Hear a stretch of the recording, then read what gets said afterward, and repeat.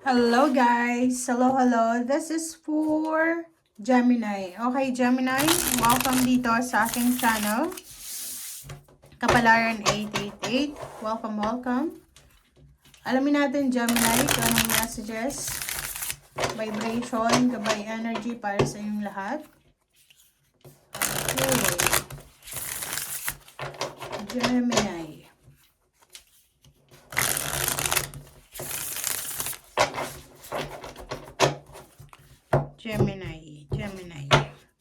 Okay. First card natin dito, Geminis, for January. So, Ace of Pentacles.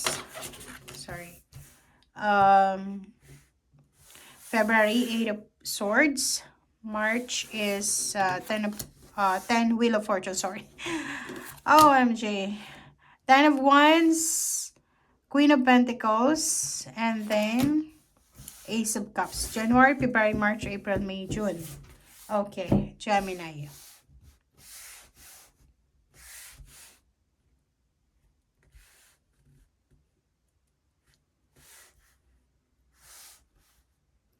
Okay. So, yung first card mo dito, this is January, Ace of Pentacles. Yung Ace of Pentacles dito, Gemini, this is all about incoming money, lump sum of money, new job, new career, new source of income. This is ideas, okay? So, business ideas, financial ideas, or anything na pwedeng magbigay sa'yo ng financial income, parang ganun. So, yung Ace of Pentacles dito, pwedeng may ka-deal ka ngayong January of 2026 na Earth signs, Virgo, Capricorn, or Taurus. Pwedeng bago ka sa trabaho or you're planning to apply for a new job, lumipat, career move, career change. Okay, for the month of February, Gemini, 8 of Swords. So, nakikita ko sa'yo dito na may ibang Gemini na siguro nakapag-desisyon kayo na magbakasyon, wag mo nang magtrabaho, wag mo nang mag-apply, or pwedeng nasa sitwasyon kayo na ayaw nyong kumilos, or ayaw nyong magsimula.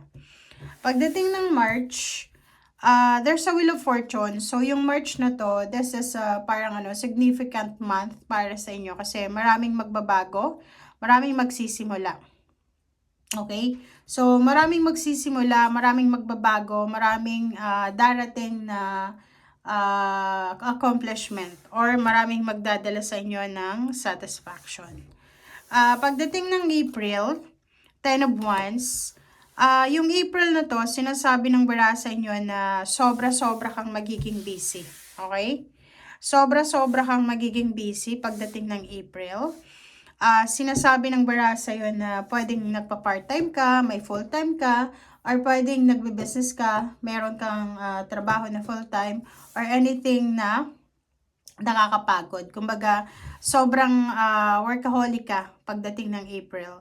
And May natin is Queen of Pentacles. So, because of your hard work sa April, or because of kung ano man ang ginawa mo from January, February, March, April, pagdating ng May, possible na matanggap mo yung lump sum of money, yung payments or payouts, and posibleng makahawa ka ng malaking halagang pera.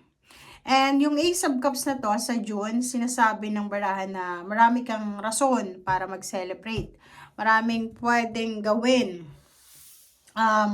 ngayong buwan na to, na June, para maging masaya ka. So, maraming pwedeng maging source of happiness ka. Okay?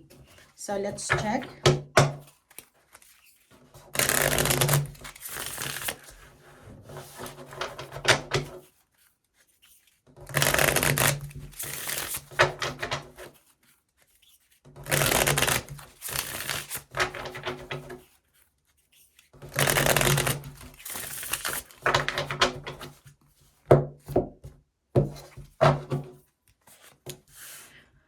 Okay, July, August, September, October, November, and December.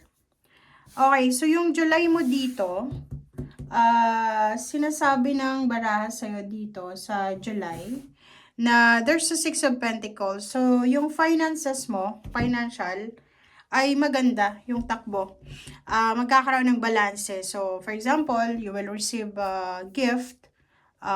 And also here sa June, yun nga sabi ko, marami kang celebrate happy moments kasi this is your birthday month, 'di ba? So, marami kang pwedeng matanggap na regalo or pwedeng may celebration. So, pagdating ng July, nakikita ko na balance yung in and out na blessing. So, makakatanggap ka ng blessings, makakatanggap ka ng gifts, makakatanggap ka ng tulong. Marami kang matatanggap na financial support. And pagdating naman ng August is 8 of Wands. So, nakikita ko sa'yo dito na napakaraming mabibilis na pangyayari ang darating sa'yo. Good news in terms of money, in terms of relationship, mga unexpected siya. So, pwedeng unexpected pregnancy, unexpected travel, unexpected movement, or anything na unexpected siya. So, September is 2 of Cups.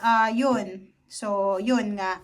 Pagdating ng August, yun, may mga unexpected pregnancy na pwedeng mag-result sa kasal. So, pwedeng shotgun wedding siya.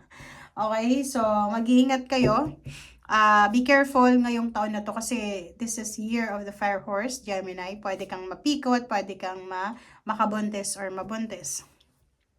Pagdating ng October, Ace of Pentacles, mayroon dito mga Gemini na possible kayo, since dalawa yung Ace of Pentacles mo, dalawang beses ka sa taong 2026 na makakatanggap ng financial offer. So, January and October, yun yung dalawang buwan na posibleng makatanggap ka ng job offer or yun, mga financial help or mga bagong opportunities na pwedeng pagkakitaan mo.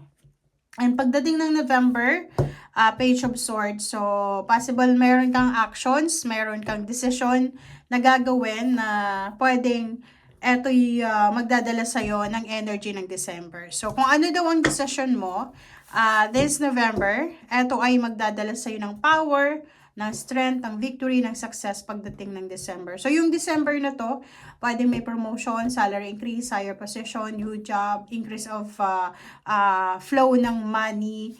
There's so much things na madedevelop or magpo-progress ngayong December. So, overall, nakikita natin na yung 2026 sa'yo, Gemini, ay sobrang progressive. Financially, wala kang dapat na problemahin. Emotionally, yun nga, kung gusto mong mabuntis, makabuntis, go lang. Pero kung ayaw mo, contraception ang kailangan. May mga unexpected weddings, unexpected na pregnancy, unexpected na meet-up or collaboration. So, yun guys. Thank you for watching. Bye!